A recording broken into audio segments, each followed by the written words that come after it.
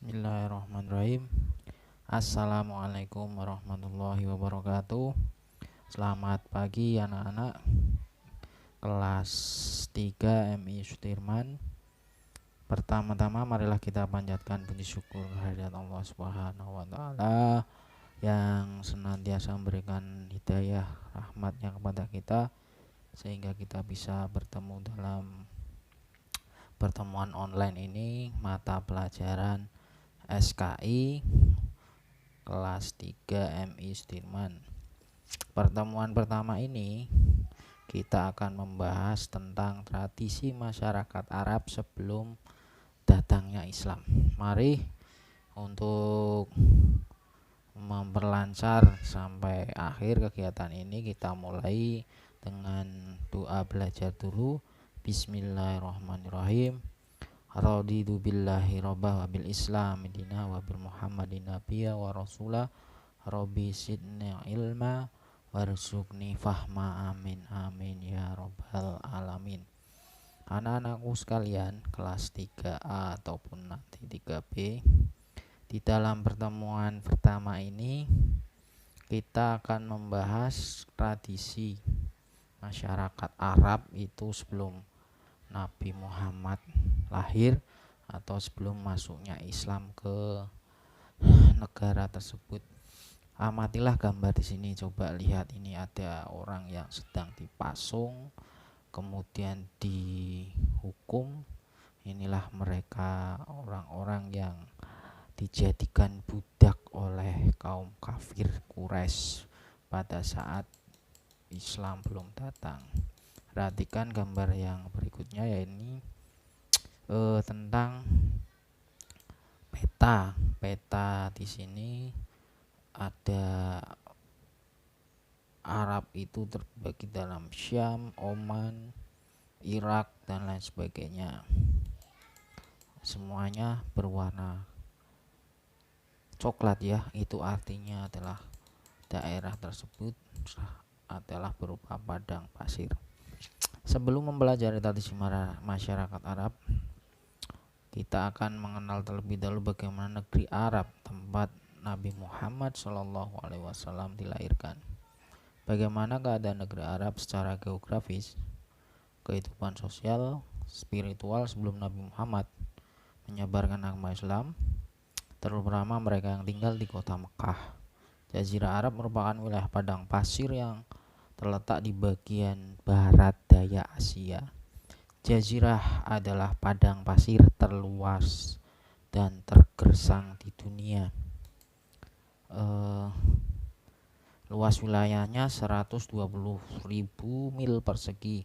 Jazirah Arab merupakan wilayah strategis dalam peta zaman kuno ketika benua Australia dan Amerika belum dikenal orang, karena letaknya berada pada posisi pertemuan tiga benua, yaitu benua Asia, Eropa, dan Afrika. Wilayah bagian utara Arab berbatasan dengan lembah gurun Syria, sebelah timur berbatasan dengan dataran tinggi Persia, sedangkan daerah barat itu berbatasan dengan Laut Merah.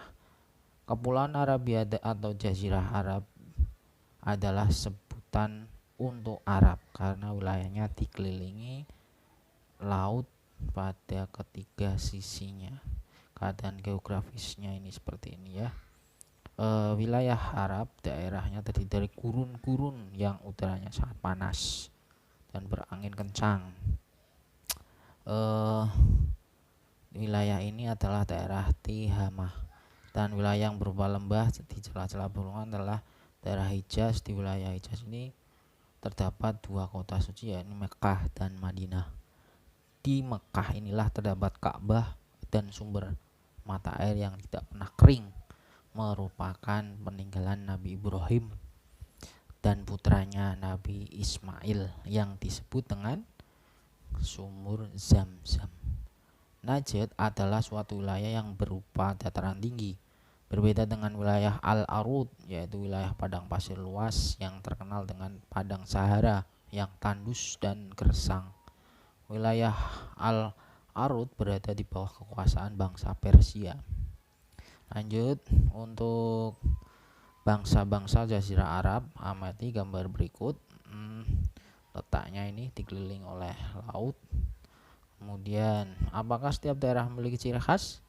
Apakah teman sekelasmu berasal dari daerah yang berbeda denganmu? Nah, ini pertanyaan kalau kita nanti bertemu di kelas ya. Bangsa Arab itu dibagi menjadi beberapa bagian, yakni mereka adalah bangsa Arab yang sudah tidak dikenal lagi atau sudah punah, disebut Al-Baidah. Bangsa Arab Al-Baidah yang pernah terkenal dalam sejarah bangsa Arab adalah kaum Ad dan Samud. Mereka dihancurkan oleh Allah karena kedurhakaannya.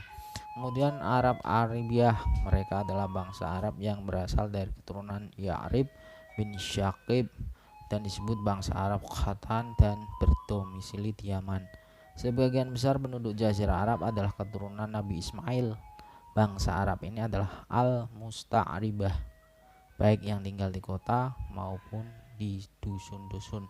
Inilah sejarah Nabi Muhammad berasal dari bangsa keturunan Nabi Ismail atau yang disebut dengan Al-Musta'ribah. Kehidupan sosial masyarakat Arab itu sebelum Islam datang, bangsa Arab itu memiliki karakter yang positif, berani, ketahanan fisik yang kuat, daya tahan ingat tinggi, hormat akan harga diri dan martabat, menganut kebebasan, loyalitas terhadap pemimpin, pola hidup sederhana, ramah, ahli syair dan sebagainya. Tapi karakter baik mereka terkikis oleh sifat buruknya. Mereka melakukan kebiasaan buruk seperti minum khamr, berzina, berjudi, merampok dan sebagainya.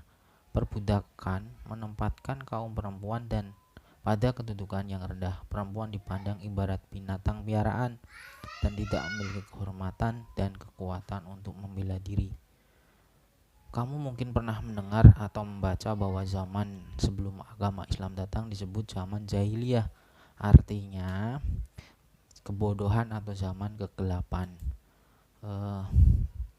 Disebut demikian karena masyarakat Arab pada waktu itu tidak mau menggunakan pikiran sehatnya untuk menyembah Allah yang telah menciptakan mereka.